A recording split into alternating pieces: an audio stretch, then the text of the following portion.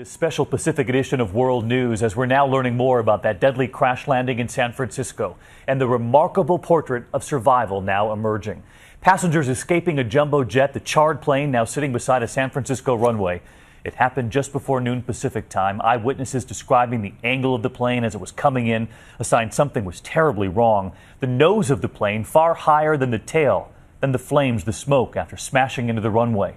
The view from the ground showing the frantic rescue effort, those emergency chutes inflated, passengers coming off the plane as rescuers arrived. And from above tonight, once the smoke cleared, the images showing what was left. A huge part of the fuselage, the top of the jet, simply gone. Pieces of the wings scattered along the runway, the plane off the runway completely. And here is the latest at this hour. It was Asiana Airlines Flight 214 from Seoul, South Korea. 307 people were on board, 291 passengers, 16 crew. Tonight we have learned 2 people have died, at least 181 taken to the hospital, at least 22 people in critical condition, 1 unaccounted for at this hour. We have team coverage from San Francisco to Washington, where the NTSB is already sending investigators.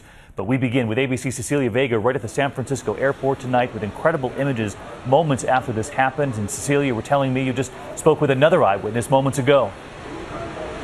David, the stories, these images, they are all, as you say, absolutely incredible. And we are learning more about the passengers who were on board. We now know 61 American citizens were on board this flight, a number of other passengers from China as well as South Korea. And as you said, authorities continuing to update the numbers at this hour. We now know just 1 person remains unaccounted for. This plane is absolutely demolished. The smoke was billowing in the air. This flight was just on fire. And authorities are telling us it hit the ground with no wheels. As you said, I spoke to a witness who saw this happen. He was watching planes land on this beautiful day in San Francisco from a beach across from the airport. He said he saw the plane's nose dive up. He said it saw it go back down, and then it just smacked into the ground. Take a listen to what he had to say. It seemed like it was trying to take off again. So it was going up, and then it just like fell on the tail section. It smashed down with this thunderous sound, and then it bounced up in its sort of somersault.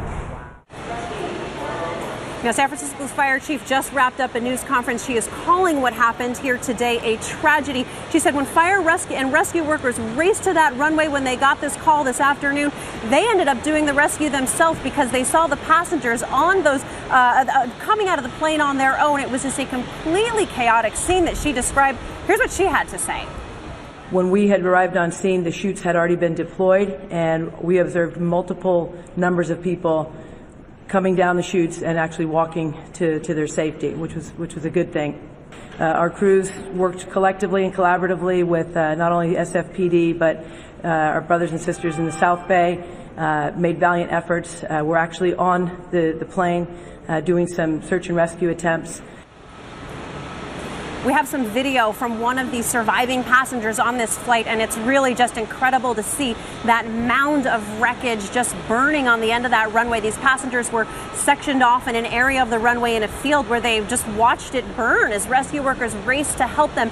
Now, we know investigators from the National Transportation Safety Board are on their way out from Washington to San Francisco right now. David, we don't know the cause of this crash yet. What we do know, investigators are telling us, is that this was not terrorism related.